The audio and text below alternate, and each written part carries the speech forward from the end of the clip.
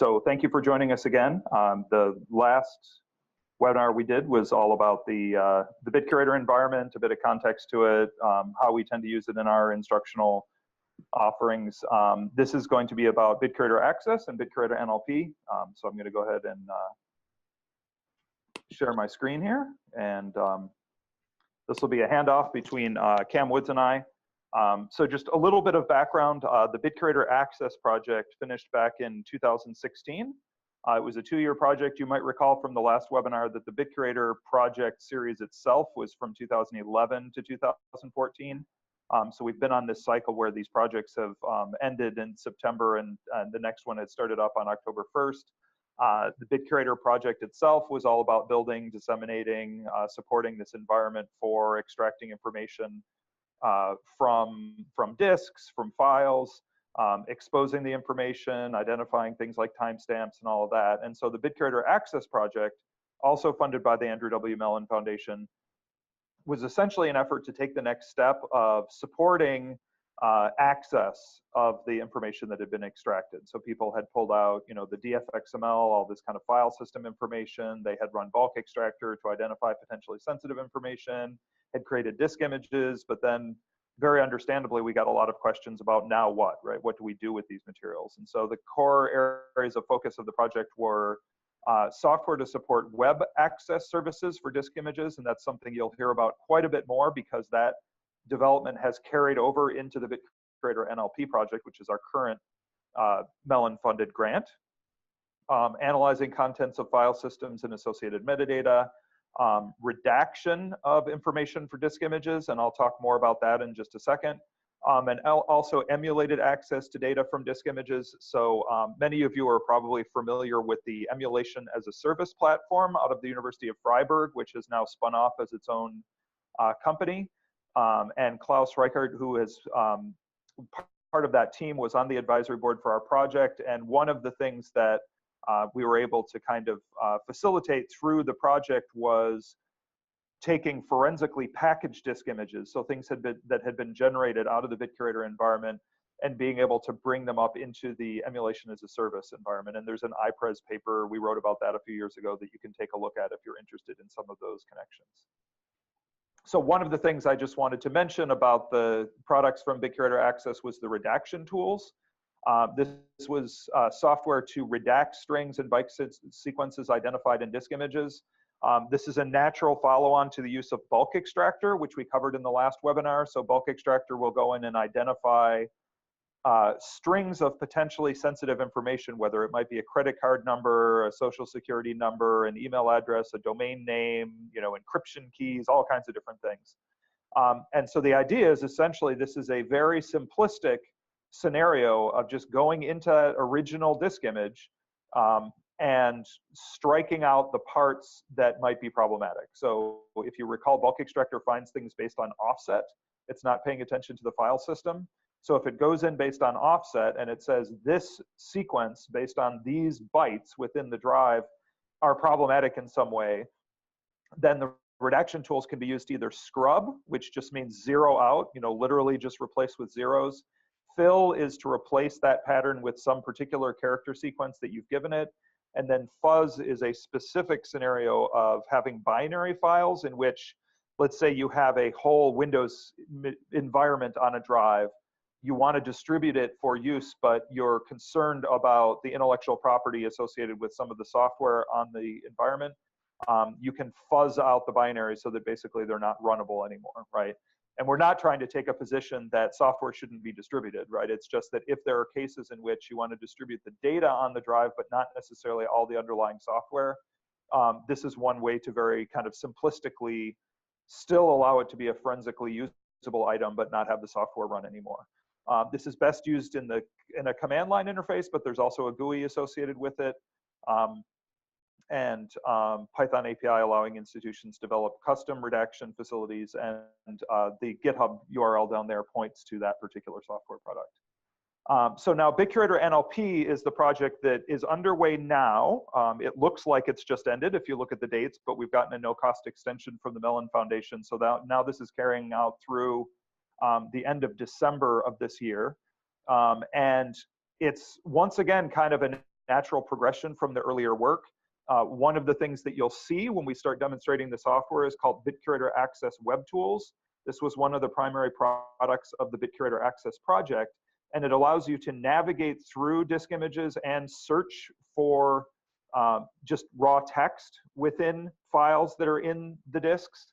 But what it doesn't allow you to do is to navigate, discover anything based on natural language processing, identifying entities like people, places, organizations, or topic modeling to kind of see the associations between different files on drives, different drives themselves in terms of disk images and what correlations there might be across them. And this is something that we heard quite resoundingly as a desired set of features from members of the BitCurator consortium was, well, it's nice that you can kind of navigate through the text, but a lot of what people are really interested in with archival materials is things like named entities, identifying general themes. And this is from two perspectives. It's the end user who might want to make use of these tools, but also within the work of the kind of library, archives, museum professionals themselves, so that they can use this for looking for themes and ideas that they might want to include in their description, ways to assess what might be worthy of retention for appraisal, and also review for things for sensitivity, right? Where you might, let's say, identify something that bulk extractor showed you, but now you want to know, oh, okay, that's the name of a person. Does that entity as a person appear elsewhere in the collection? But one of the big primary challenges of this application of natural language processing tools to archival collections, if you followed much of the research and development in natural language processing, a lot of it starts from the premise that the data are very well behaved, right? It starts with this idea, if you look at things like some of these bake-off contests that have been established through Trek and other venues, let's say your job is to summarize news stories or something, right? And people are doing competing algorithms to figure out which ones do that best. They generally start from a very consistent, clean, like similarly structured set of files or other content so that they can then make a comparison between the tools. As you know, we all know, working in this arena of cultural institutions, that's very rarely the case. We usually have things that come from a diversity of environments. They're described in a variety of ways. And so what we've really aimed for throughout this project is to create these sort of good enough tools and solutions that will help people to navigate through the content, make sense of what's there, but not insist on the purity of an algorithm that's always going to get it right? I mean, that would be great research in itself to try to refine and improve some of these models and tools that we're using. But instead, we're trying to use them essentially as is to see how they can support the work that people are doing, right? And so some of this diversity can be, for example, data can be on disk images, right? And so that's one of the design objectives of this work, and Kam will talk about that when we go through the stack of software. Part of it is you need to be able to get stuff off of a disk image if that's where it resides. Once you've done that, you've kind of recognized, is it a disk image? If it's a forensically packaged one, you know how to open that with the software. It's got a file system that you can recognize. Then you have this diversity of file types to deal with, right? Are they PDFs? Are they Word? Are they whatever they are?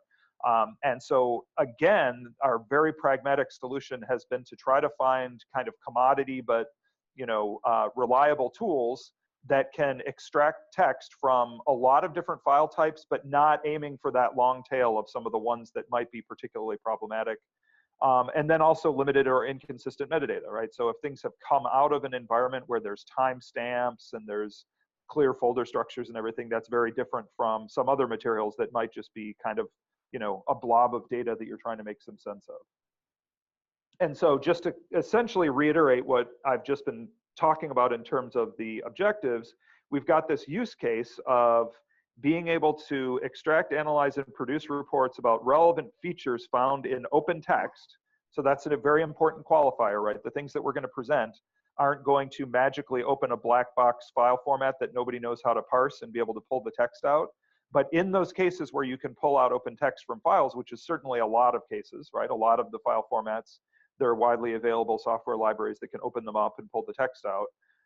Rely on existing natural language processing libraries meaning existing software, to identify and report on those items likely to be relevant. Looking at things like people, places, organizations, and we can talk to you about what those primary entities are that the software recognizes.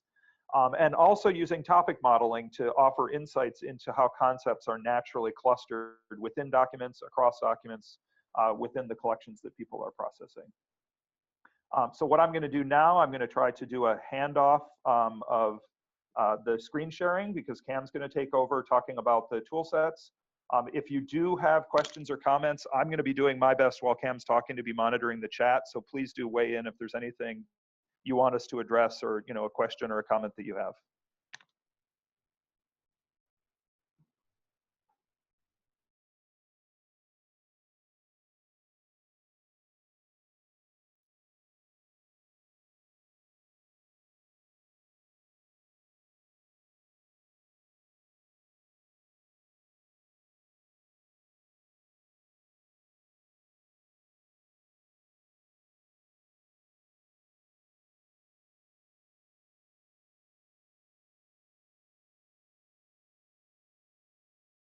All right. Hi, everybody. Can everyone hear me? All right, I'm getting the thumbs up from Cal here. Sounds good.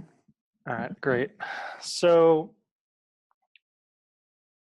the remainder of this, slide stack presentation before we start to take questions will really just be kind of covering these tool sets, and I'll try to talk about sort of things about their setup and development that sort of lend themselves or lend them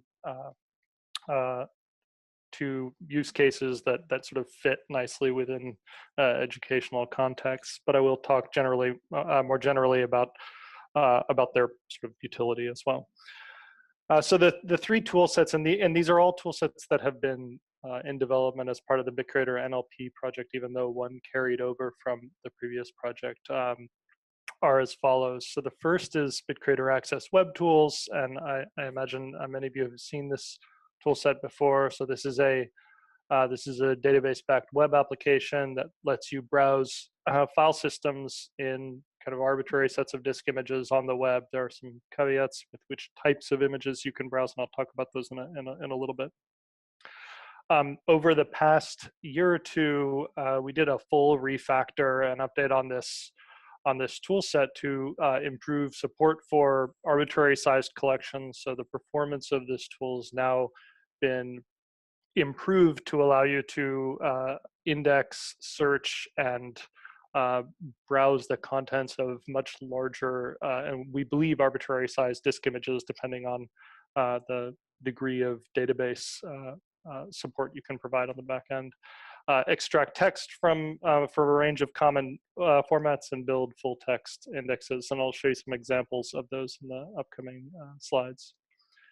I've included the GitHub links for each of these tools if you want to go, or each of these tool sets if you want to go look at those. And in general, those links include READMEs that show you how to build these, most of these tool sets, which have fairly large supporting software stacks in virtual environments, as VMs or on remote servers. The second tool set I'll be talking about is bitcurator-nlp-gentm, which is a sort of automated tool set for doing topic modeling on content bound in disk images. So this is a stack that basically you push disk images into it. It does automatic file extraction, text extraction, post processes all of the open text that it finds within those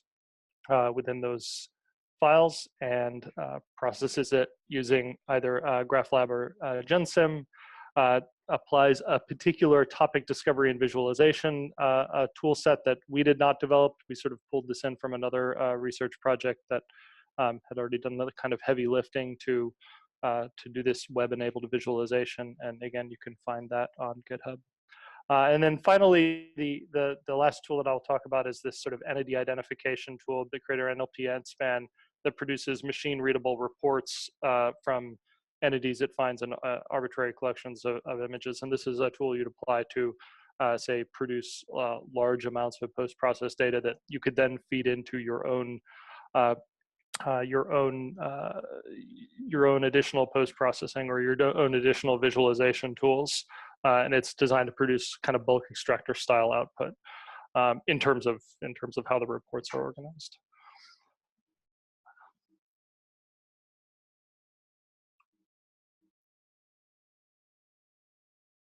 So the first tool set I'll talk about is BitCurator Access Webtools. Again, I imagine a number of you have seen this tool set before. So the core approach here is basically to provide a broad provide broad coverage for a set of file types that are most likely to contain raw text within disk image collections.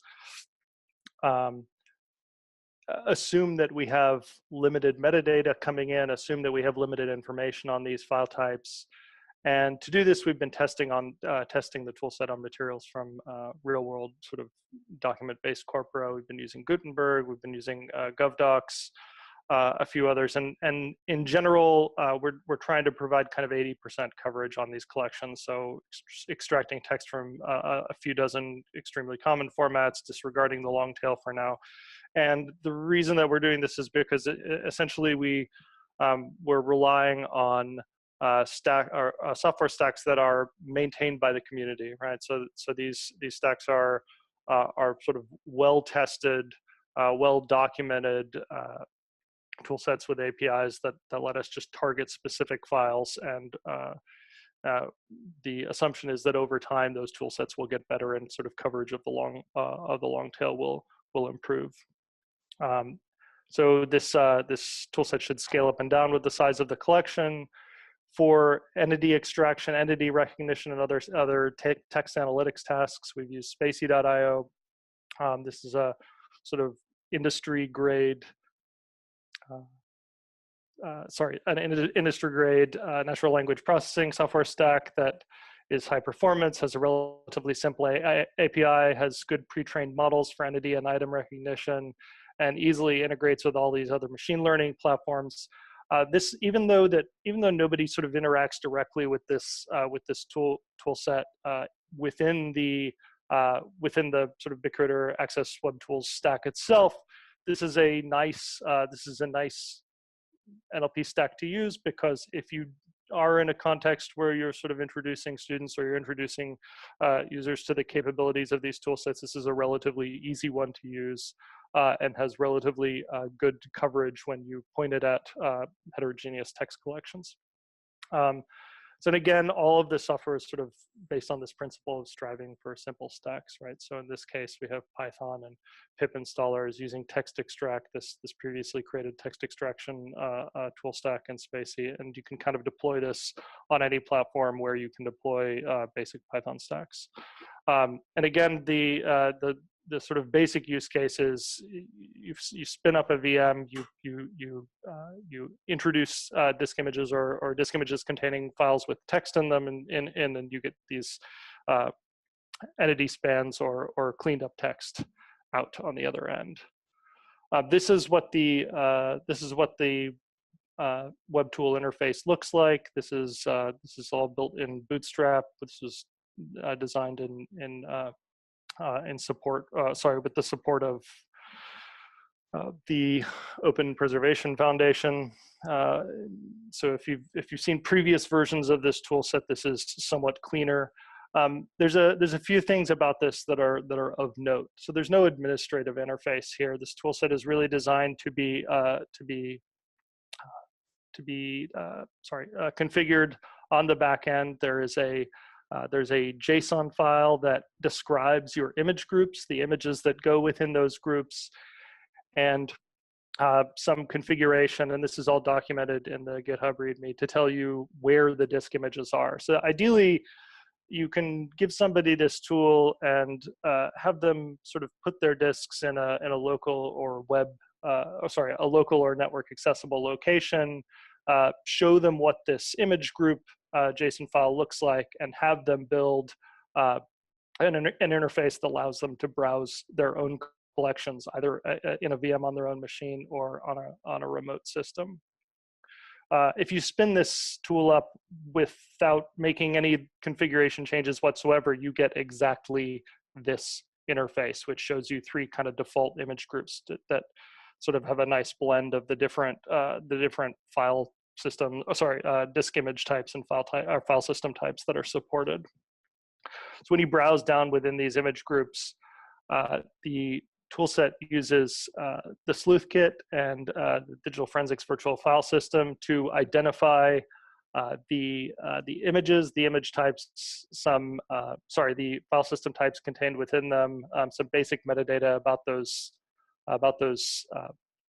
about the images within a particular group. And then if you navigate down to a particular file, a particular disk image file, you get a view of all of the partitions on that disk. And again, this is intended to give you kind of a complete view of everything that you would see through a desktop style forensic interface, right? So in this case, this file system has 4 different partitions, 4 different user accessible partitions, and they're all displayed here.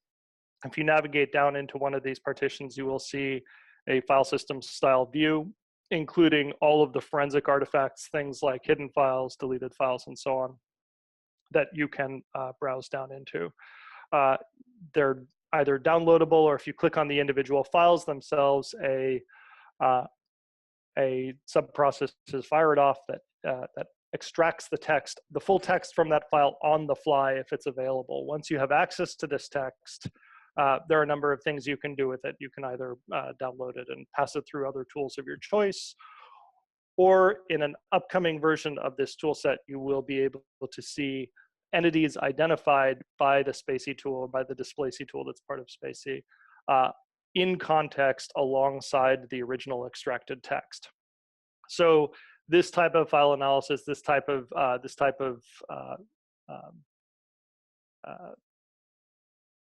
drilling down into individual contents with these images provides sort of very interesting opportunities for both manually exploring collections and for comparing the data you see within this interface to data that's produced, or to extracted text or extracted features that are produced by other tools.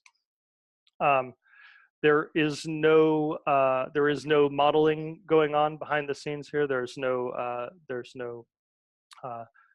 nothing specific to this set of files that's being used to train the language model. This is using the default language model in Spacey. So you'll see some noise and errors. Essentially, we're treating these as access copies, where we're not concerned about sort of misclassification of certain entities. We're just trying to get a view of what the general distribution of those entities looks like within these file sets, or within these files. Each of those entities, there's a full text indexer that runs within this tool set. So you can imagine if you've used something like FTK before, where you pass it a disk image, and it runs a full text disk imaging procedure on that disk image, which takes a very long time. We're doing kind of a subset of that here. So on the extracted text, on any text that can be extracted as you're browsing through these disk images, the tool, when you first place these disk images within the service, it will automatically start indexing on them on the back end. So any of these entities that you run into, actually any text, but these entities in particular that you run into in the files that are found within these different file systems, can be searched. There's a Postgres database that's kind of automatically generated as you add these disk images when you first bring this tool up. And when you search for those in the search bar up top, you can see, in the URL up top here, you can see there's the search text that was entered here was Elizabeth Scott. You get all of the matching documents within these tool sets that contain one or more of the terms in that, or one or more of the tokens in that search term. So this can be very useful for doing sort of actual research within a collection as well. Similar to, again, the sort of FTK full search facilities on the desktop. The difference here is simply that we're targeting only those files that are likely to contain large amounts of natural language text, so docs, text, PDF, a few other Office types, and so on. And again, this is just showing, drilling down into those individual files. You can verify that that's the original SHA matching file. You can see the matching score, and if anybody has questions about that, I can talk about that a little bit later. We've run some stats on these just to show, this is just to kind of show what these distributions look like when you run them over real collections. So from the GovDocs corpus, you'll see that you see kind of what you'd expect, right, in terms of the entities that are found in these collections. Lots of dates, lots of organizations, lots of people, a smaller number of geopolitical entities, and then things that are a little fuzzier, like events or times or locations and things are lower down on that list. And again, this is over a small subset of the corpus. The entity identifiers for individual people tend to be a little bit dirtier in this default case, unless you perform some training ahead of time. And again, there's some noise in the geopolitical entities and so on. But again, we're not particularly concerned about these. These are really just to sort of show a distribution of what these entity types look like across a particular set of documents that you're looking at, to give you an idea of what they might be about, essentially. Do we have any questions so far? Okay. So again, this can be automatically deployed in a virtual machine and VirtualBox using VirtualBox and Vagrant. And we've tried to make this as easy as possible to do. So if you download Vagrant and you follow the instructions in the README, you should be able to kind of automatically build a VM that runs this tool set and add your own disk images and create your own kind of web searchable collection within sort of half an hour. Depending on the size of the collection. All of the indexing features and all of the search features, again, as I mentioned previously, run in the background as soon as you bring the service up. So once you bring this service up, it doesn't really matter how many disk images you add. You could add, a few hundred megabytes of disk images, or you could add, hundreds of terabytes of disk images, and the service would just come up as expected, sort of right away. And it will tell you as it's running when it began the disk imaging process for a particular disk image, and it'll tell you when it terminated. And that metadata is also in the, I think it's actually in one of the previous slides. I'm trying to recall if it's here. Indexed, right? So if I go back to this slide, this previous slide, this index time here, you can see these times are very close to each other because these are very small disk images, but this index column shows you when the indexer finished processing one of those, the contents of one of those disk images. Yeah. Oh, sure. So Cal's just mentioned that I might want to sort of describe what Vagrant is. So if you go to that link, vagrantup.com, Vagrant is just essentially a deployment mechanism for VMs to lets you deploy and manage virtual machines in a variety of contexts, right? VirtualBox, VMware. I can't remember what the other supported platforms are right now, but it's fairly easy to use. It has multi-platform support, so you can download the current version for Windows machines, Macs, CentOS, Debian, Arch, really any platform you wanted to automated VM deployment on. And we use this because we found it's simpler in the end to have people kind of run a single Vagrant command than to say, well, you should go and create a new virtual machine in VirtualBox, install Ubuntu or install Windows or install some other operating system, and then go start that machine up and deploy the contents within here. So we found it's a little bit more user-friendly for people that are just kind of getting into working with these kind of systems or learning about deploying services like this, particularly when they're kind of large stacks that involve a web service, a database backend, and so on. The second tool set I'll discuss is the BitCurator NLP and topic modeling tools. So the approach in this case was to kind of build a tool that streamlined the path from starting out with a bunch of disk images that you might not know sort of what they contained or what sort of relevant material might be on them, and allow you to push those into a pipeline that would do all of the file extraction, text extraction, topic modeling, and visualization for you, and present that in a kind of unified web interface.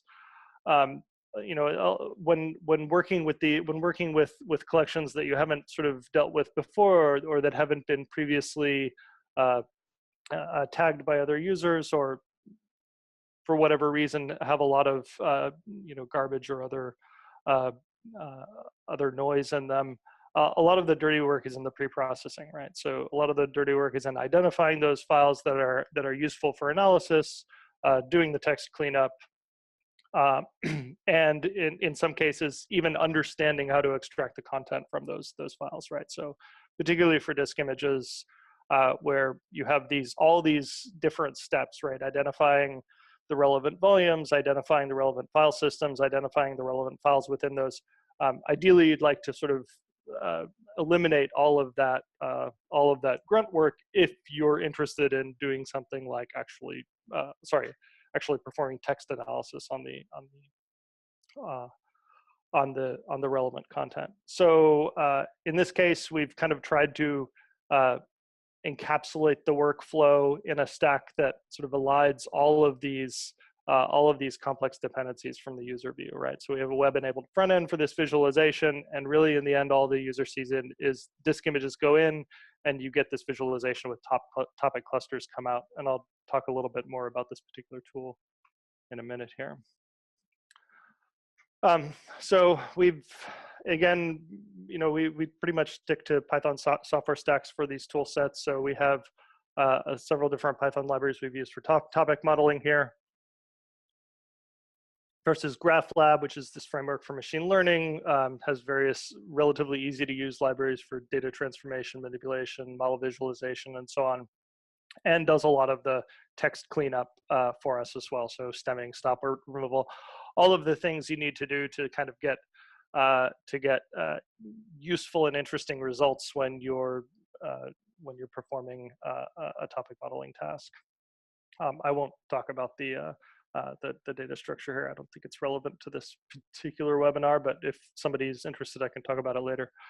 And then for the visualization, we're using PyLDAViz, which is a Python port of a visualization tool called LDAViz that came out a few years back and was some NLP researchers put this kind of out in the open source world, and we found that it's a fairly nice tool for modeling fairly large collections of data and showing you a clear visualization of where those topic models, of how close different clusters of documents are in a dimensionality reduced space. So our tool the tool that we've developed basically does all of the dirty work up front of extracting all of the disk image content, all of the text content, pushing it out into a format that GraphLab can and PyLDAViz can understand, and then firing up this visualization tool. And again, this is designed to be as automated as possible, so you can have new or sort of entry-level users getting a feel for what it looks like to do a real analysis on a collection that has a substantial amount of text in it, without having to worry about all of these different sub-steps, all of these different complexities that are involved in cleaning up the data ahead of time. So again, if you get these corpora, particularly if you get real world corpora that you've never seen before, you may have limited context for the contents of those images. We'd like to simplify this process of extracting all those materials, and we want to automate the visualization because the visualization stack is nearly as much code as the rest of the work. So the stack that we have here is there's quite a bit of overlap with the previous tool set that I described. So you start with your disk image corpus. The types of disk images that can be processed here are essentially as before, the types of disk images that are understood by the sleuth kit. So raw images, forensically packaged images, and a range of virtual machine images as well. Again, we use the digital forensics virtual file system to extract the file systems and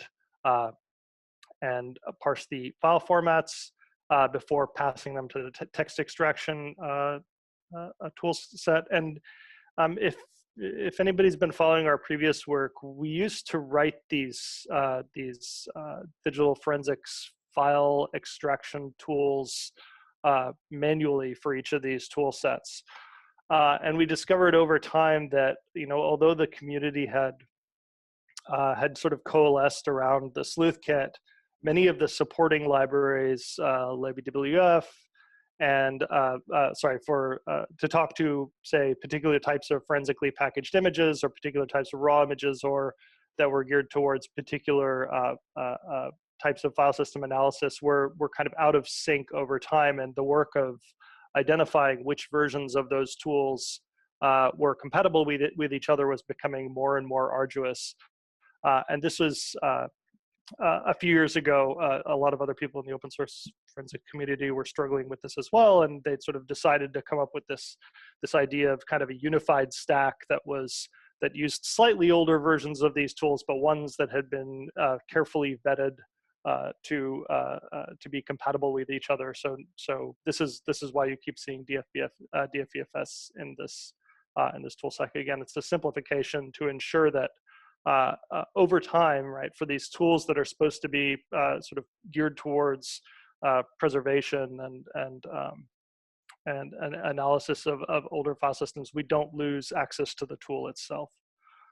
Again, textract, which I talked about before, to target these kind of likely text-rich files, building a raw per file text corpus. And again, this is raw in the sense of it's text that's been output from these formats in an unformatted manner. Anything that's sort of Unicode or other types of encoded data has been escaped within that text corpus, and we're essentially just dealing with, for now, we're just dealing with the English text corpora. There are models in these tool sets to manage other types, other languages. In these tool sets right now, we just have them turned on for English. That's a question we tend to get a fair amount. And in a future version, we're hoping to have a switch in the program that will let you sort of target other common languages that are likely to be of interest to the community. And then finally, this visualization tool, we use PyLDA-Viz, which takes the input from, takes the cleaned up text corpus input from either GraphLab or GenSim, which is the other machine learning tool that we use, and dumps it out to your client. This is what the output looks like. So you can see over here on the left, we have sort of a distance map. This is a dimensionality reduced distance map for showing you which of the topics are likely to be which of the topics are likely to be similar based on the overlap of their term distributions. Over on the right, when you select each one of these topics, you get it turns red, and you can see what the term distribution is in the topic relative to the overall term frequency. So in this case, this appears to be a topic that's something regarding some type of government service or some type of government office. If you pick topics that are significantly distanced from the other clusters of topics, you'll find that often they are, in fact, unrelated, right? So this is a good way to either elide outliers from your collection or to focus on particular parts of the collection that are likely to have similarities in terms of content, right? So the one we selected here is something about cooking. And again, since this topic, or since this document collection came from GovDocs, we'd expect there probably aren't too many other documents like that. Again, you can find this on GitHub. It's because it is deploying these both the sort of text extraction tools, the machine learning tool, the all of the data prep for the visualization that is performed by PyLD, as it's very resource intensive. So if you're going to deploy this on larger collections, it's good to deploy it in as large of a VM as possible, or on a dedicated host where you have significant resources devoted to it. The test corpora that we've included is on the order of just a few tens of megabytes, so that you should be able to deploy the default build and kind of see how the tool runs easily within any VM. This tool has not yet been refactored to run in Vagrant, so we have some new deployment options coming soon, and hopefully we'll have those up in the next few weeks. So finally, we have the sorry, maybe I should check if there are any questions. No questions. One thing that I would add, just to emphasize what Kam had been talking about, is that I think that this can afford a lot of different scenarios in education. You can kind of, take this environment as it stands, allow students to just kind of build it on their own machines using Vagrant, using this default set of disk images so they can see how this process would work. You could host it somewhere and put in more specialized content for, student projects where they're looking at particular kinds of files. And I think similarly, where Kam was walking through that set of steps that the software goes through, the entry-level way of introducing the students is to just give them a sense of how to look at entities, how to do topic modeling without having to worry about all the background work. But I think it also is very instructive to walk them through the different phases of what the software is doing, right? To make it clear to them, this technology had to know that this was a disk image, it had to know what the file system was, it had to extract the text. And so I think similar to things we talked about last week with the BitCurator environment, I think there are ways to make sure that you can kind of drill in varying levels of detail depending on what your class actually affords, or the kind of setting affords, right? Because if this is something that's part of a semester-long project in a class where you really want them to dig in and know how all the underlying technology works, that's very different from a one-off thing where you're just using this as a possibility to say, well, you know how we covered forensic disk imaging a few weeks ago in our class? Now let's look at how somebody could use tools to actually facilitate access to them, right? In which case, maybe you just want them to be kind of the end user who brings up the environment and takes a look at it. We also do have a demonstration server running up on that URL that was in the slides earlier from Kam, that Dogwood server. So that's another possibility as well, is to simply, the very lightest weight way of introducing students to this is just explain the rationale to them and then have them use the actual development server environment to get an idea of how it works. So do we have any questions on anything we've covered so far?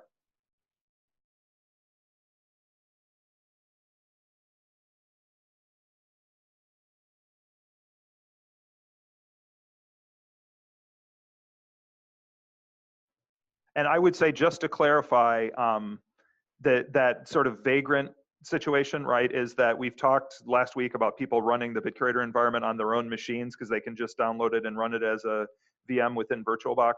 The only fundamental difference here is that if they're going to run this software on their own machines, they use Vagrant to have this process that basically builds a virtual machine for them on their computer.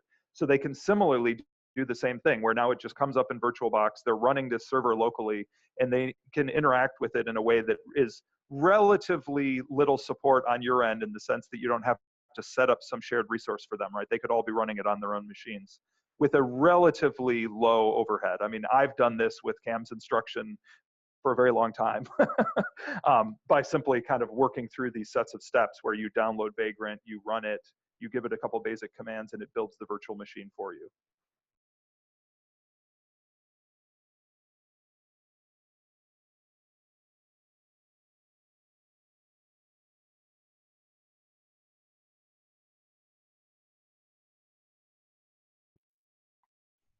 All right. So, sorry, I had to find my unmute button. So there's just actually one. Now I've lost the slide mover. I guess there's just one more tool set to talk about, and this is the tool set that's actually still under the most significant amount of development or ongoing development, but the final version of this should be coming soon. These are entity extraction and reporting tools. We'd started working on these at the beginning of the BitCurator NLP project, kind of as a motivator to see what kind of what kind of data formats might be useful for people operating with these tools when they wanted to kind of pass them through other workflows that didn't involve topic modeling or didn't involve access. And because we already had many people in the community working or familiar with these types of reports that tools like Bulk Extractor produced, where you just had features that had some relevant context about them, some relevant positioning within the text generated, we thought, well, wouldn't it be nice to just do that for some of these NLP elements? So this is the final small tool set, which is again has some overlap with the previous tools in that it does automatic text extraction from documents with textract. This tool set is not focused on disk images, so this assumes that you have already extracted the files from within a file system, or you just have access to a sort of, you know, a folder full of files or a shared folder on the network. It targets particular entity types based on a collection. This can be configured using some of the SPACY switches. So SPACY is the NLP tool set that we use to perform these tasks. It can find things as we saw in the previous slides. I'll just go back briefly. Like dates, organizations, people, geopolitical events. These are these types in the top left-hand square here. Works of art, times, locations, languages, and so on. You may not want all of these turned on for every type of analysis you're doing. So there's this tool provides a small configuration file that lets you target specific types. Again, this also targets the English language model. I believe SPACY has something like a dozen different language models right now, mostly for Western European languages, a few Eastern languages. They rely on community support, people who are language experts for a particular language to come in and tag those tag corpora for them so that they can train new models. But their model set is growing all the time. And again, this is kind of an important thing for us, which is that most of the tools that we're using here don't rely on academic or research grade software. Right? These are tool sets that are in production in industry environments and in use in production environments. And there are some trade-offs there, but one of the benefits is that we do get fairly wide coverage of language types and of document types around the world, or availability of those at least, and we're hoping to provide additional options in these tools in the future that will let you automatically target different language types.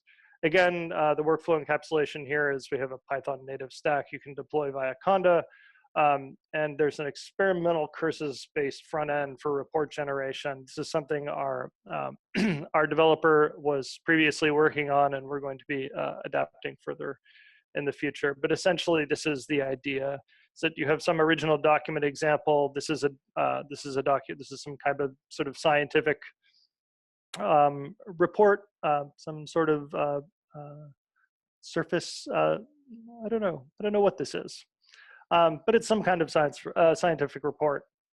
The tool produces an entity list for that document. In this case, it is a PDF document. The entity report includes the ID of that entity as it was found in the document, the actual element name itself. In this case, it's primarily identifiers for scientific and materials terms that were found in this document, and an offset range. The offset range was actually, apologies, but it was turned off in this version. But the current version includes the offset as it would appear in the character offset as it appears in the document. It also pre-populates a database and lets you search over those entities as well via this relatively simple interface. The sort of core here, though, is these report outputs that just take you from arbitrary document type to sort of bulk extractor style tab or space delimited report. All of the sources for the development info for these tools are on GitHub. You can find sort of the overview of all the tool sets on github.io, and those links for the individual tool sets are here. And yeah, maybe I'll pass it back to Cal so he can talk a little bit more about updates for this project. Yeah, thank you, Kam. So yeah, just as a reminder, this project will be wrapping up within the next few months. The software that we've been talking about is all available through GitHub, but there are aspects of it that I think Kam emphasized pretty well that are still under development. We'd really welcome people experimenting with it, using it in your classes, whether it ranges from just going to the sort of the demonstration server to having students run it locally to having it hosted somewhere in a shared location. And we're very interested in questions or thoughts that people have at this point about either anything that we covered that wasn't clear or you wanted elaborated, or thoughts that you have about how this fits into the sorts of things that you want to be teaching in your classes.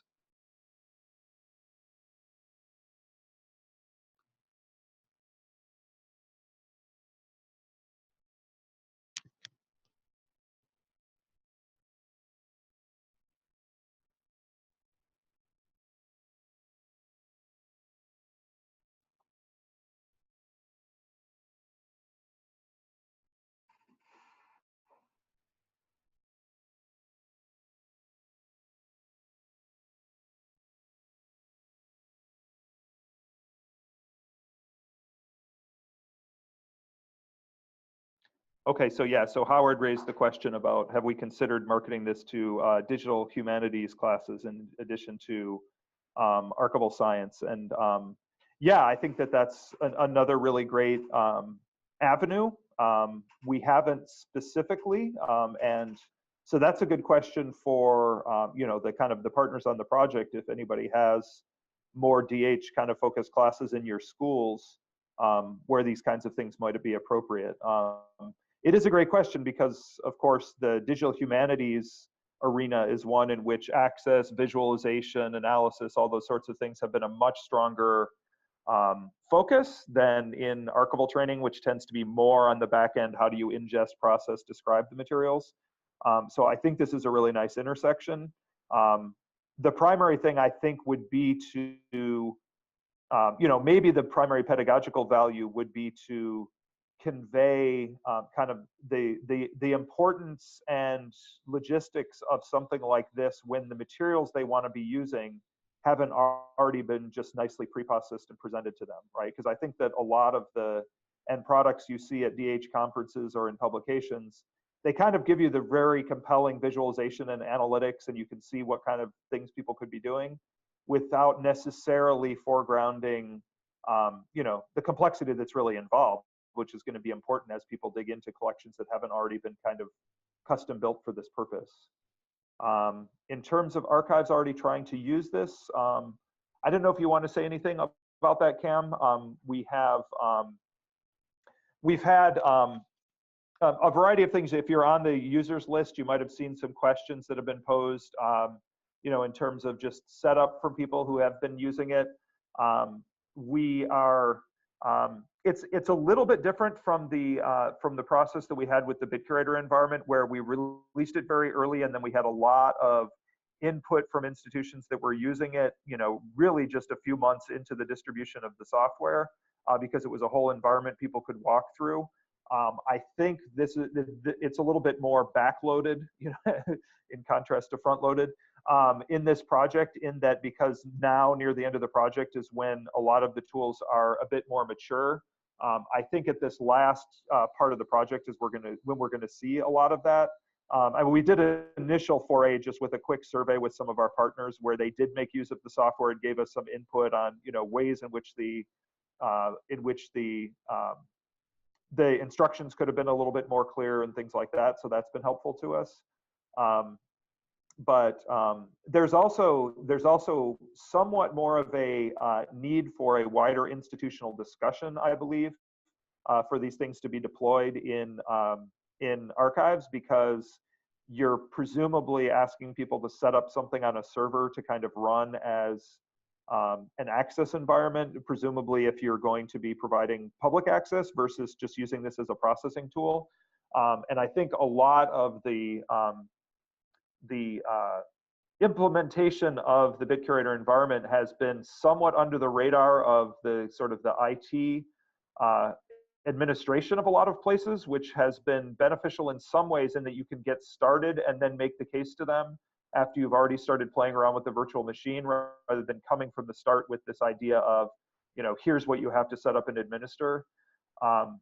With that being said, like we expressed, you can set this up locally and start experimenting with it relatively easily without a really large amount of computational resources. Obviously, if you start running it against much larger collections, as Kam talked about, these NLP tools are just inherently very computationally intensive.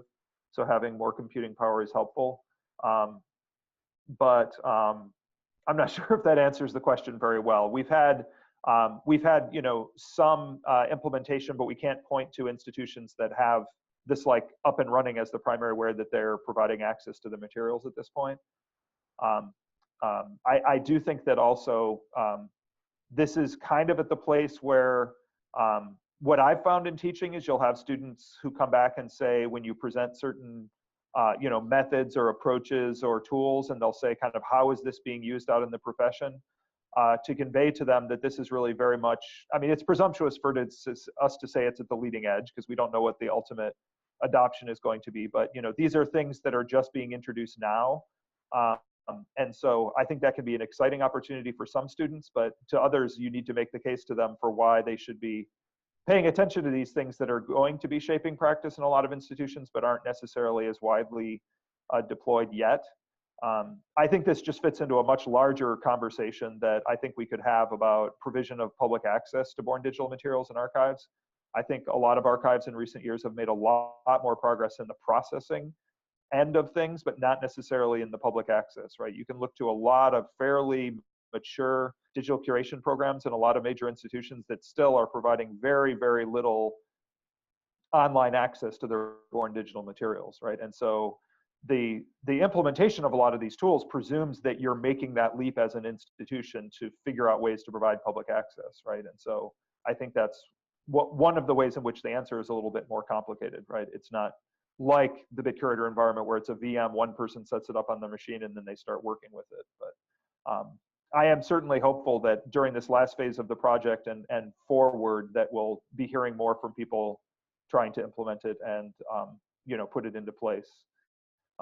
At the very least, I think the case for the BitCurator Access Webtools is quite straightforward, right? Because a lot of institutions now have disk images.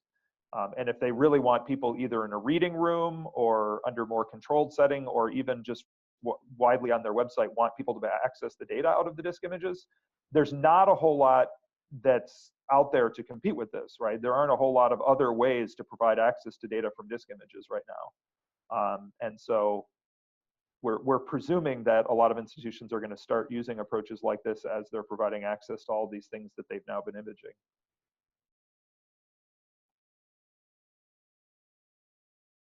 So already tried, the answer is definitely yes. Widely implemented, we can't yet say that that's the case.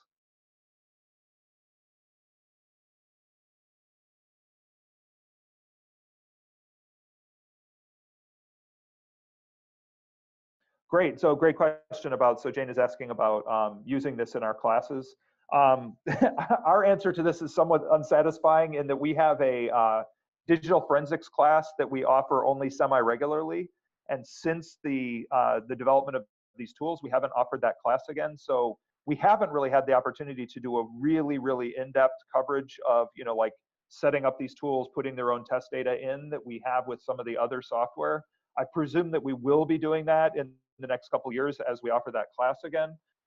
The way that we've really been using it in our classes is as it's more notional, right? It's going through when we have classes on that are talking about access, whenever we have, you know, modules within like our intro to archives class or electronic records class where we talk about these aspects of processing born digital materials, creating disk images, extracting the information.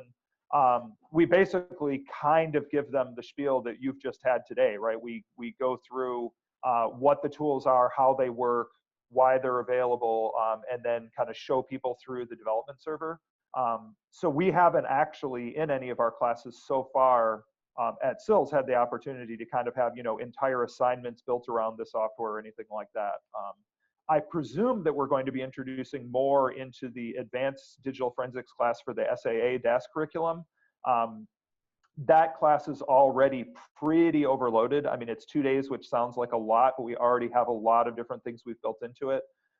So as we start to mature in the access offerings, I think, for forensic data, we're going to have to shift that class a bit to push some other things out so we can talk more about these access scenarios. Because essentially what we do in each one of these classes I've just talked about is talk about it and demonstrate it more than we do actually have assignments or in-class exercises around it. But I presume that's going to be changing. And so, you know, I don't know if others have plans around things like these. I think it really does depend on the scope of the class. I can see that, you know, classes where you're really foremost talking about description and access, you're not necessarily talking about more of the issues of how do you process the materials. This can be a very nice thing to highlight, I think, in the sense that students may have heard about, you know, disk images as items in collections. They've got a sense that this is part of what archives are doing. It's a very nice way to illustrate that this is one of the ways that institutions can be providing access to these things, right? That because ultimately all of these processes, if they don't result in any kind of access, are a bit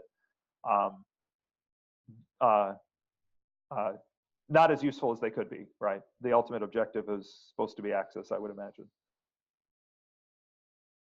So I don't know if that answers the question, but I think that's true with a lot of these technologies that we use in our classes, right? They're the different tiers. There's the just talking about it, there's the talking about it and demonstrating it, there's an in-class exercise where students use it, and then there's the more full-blown, like, you know, you're gonna have a group project for the semester where they actually really get into the tool and do something with it. And we've had a lot more experience so far with that third tier of, you know, giving them entire assignments where they spend weeks working on something in the BitCurator environment itself than we have with these tools so far. Cal? Yep. I was going to teach Intro to Archives and Records Management here, but then we hired Marika Seafor. So I gave that to her, and she's doing great.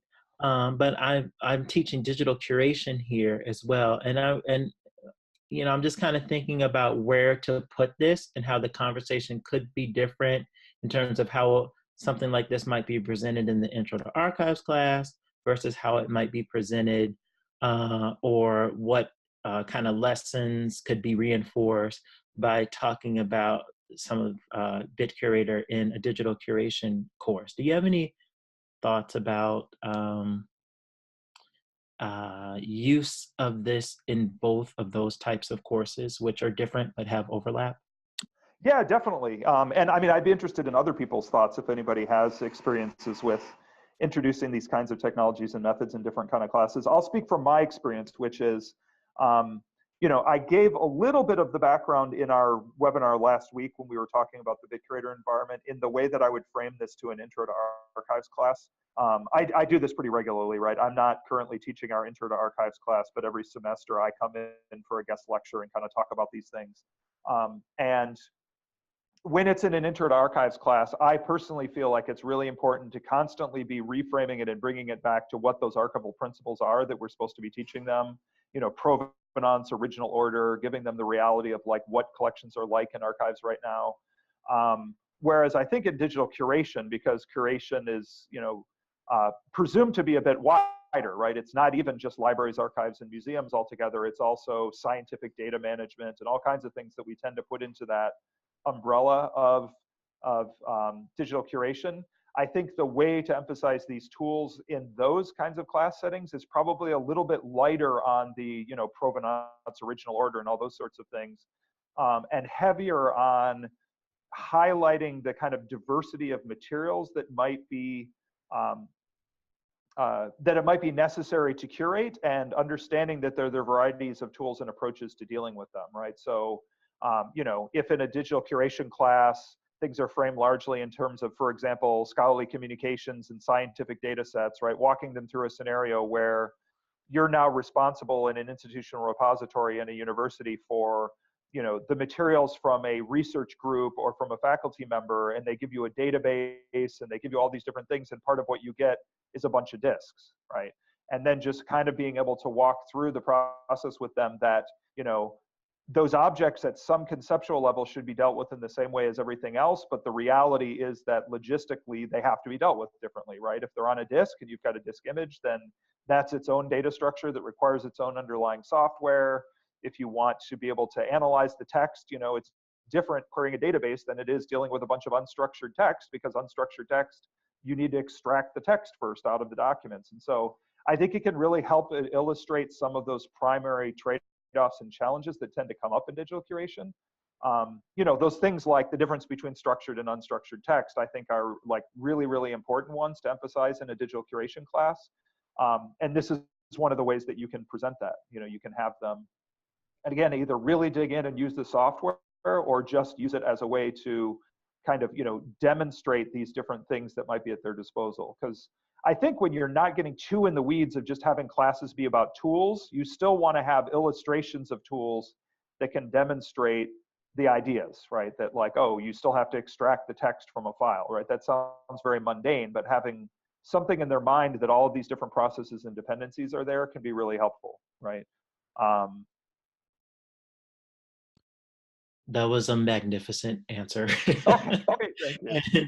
And you know, just because I know different people are at different levels of what they do with BitCurator, but what I've kind of done so far is I have like this thing called Digital Curation Technologies assignment. And so, and I have students break up into groups, and 1 week it's BitCurator, 1 week it's, you know, some other thing that is somehow what I've defined as a digital curation technology, and the students go and try to learn about it, and then they do like a presentation on it. But I think it's kind of been limited to kind of high level. What is it? What does it do? Try to get screenshots. But, you know, as you know, one of the reasons I was on here is trying to do more than just that. Right. Having a case like that, like here's a scenario in which that would be important for digital curation. Like if you're an IR manager, like something like that, like here's a prompt with a case study, and you pretend you're an IR person and you've been handed these disks. What do you do? Is a much more active way to get them engaged and doing stuff with it, but also understanding why. So that was a great example, and I'll be trying to think of more like that, so they can do something with it in meaningful ways. So right, yeah, and I'll say like, and Jane also posed this question about digital curation and electronic records, of having kind of the BitCurator environment be for the digital curation aspect, and then BitCurator Access more being the electronic records and digital archives aspect.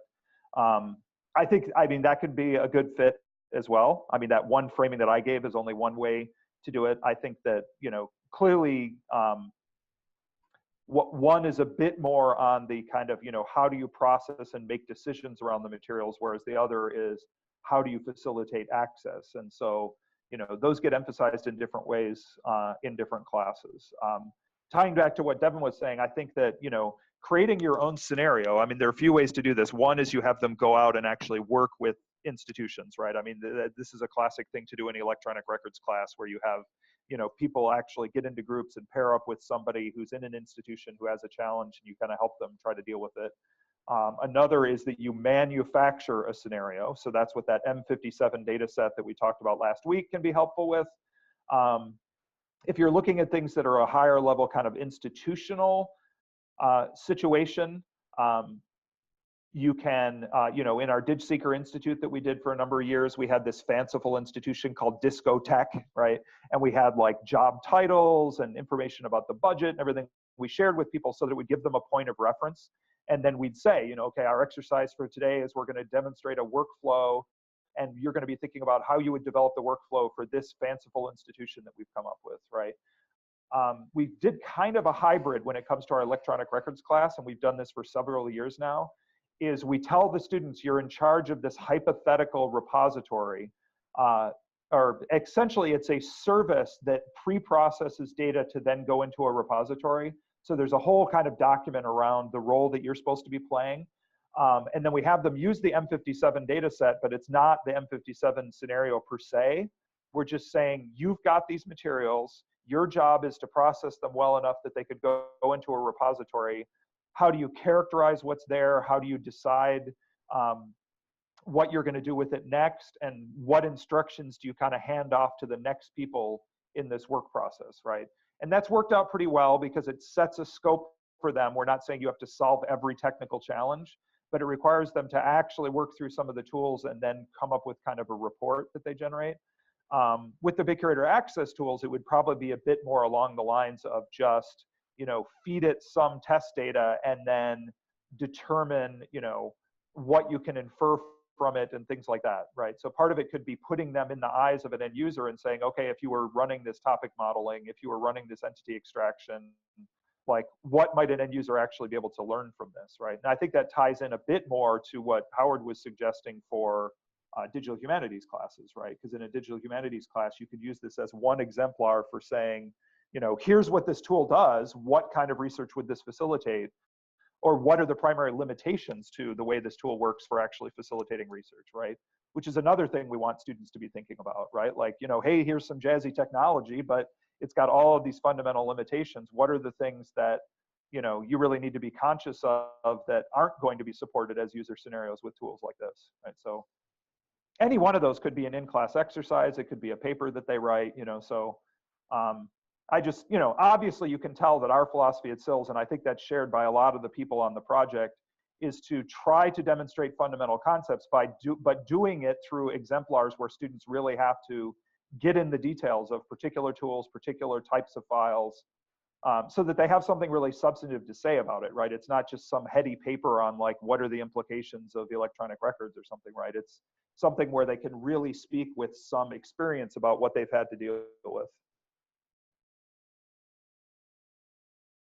So we're getting pretty close to the end. We probably have time for about one more question if anybody did have one. Let's see. Okay, so yeah, so this is probably a good one to end on. And as a reminder, before we wrap up, our next one, we're really hoping people are going to be able to, hopefully you've made this known and you're going to be able to recruit some people from your institutions who work in kind of the, the IT support, so we can give them some idea of what these tools are and how they would be supported. Jane asked a really important question about support through the BitCurator Consortium. And so this is something we really want to hear from you about. This is not intended to be a punt because, I'm not trying to deflect the question. I really want to make sure that we hear back from everybody because, as I said earlier, one of the things that we had promised IMLS we would explore, though if it's not considered desirable by members of the project or there's a better alternative, we can explore other things, but one is to have a BitCurator Consortium membership for educators that's much more lightweight. We don't think it's viable for people to have to make the case to their institution for a $2,000 membership just to use the software in a class or something. But I think we can, we certainly want this project itself to be a situation where we can share more ideas, and we're going to have that. We're going to have, a variety of different events where we can do that. We've gotten responses back from you about the survey that we distributed that we'll be kind of sharing the results of that. but there also is the possibility that we can, and maybe it's not full-fledged membership, right? Maybe it's just we try to make sure we have a separate forum or mailing list or something that's, you know, specific to concerns that are coming up with educators and using of the software. But it's a really great question because it's one that we want to make sure we have a substantive answer to by the time we get through this project, right? Because we know that just being aware of the software is not the same as being able to use it in your classes very successfully, right?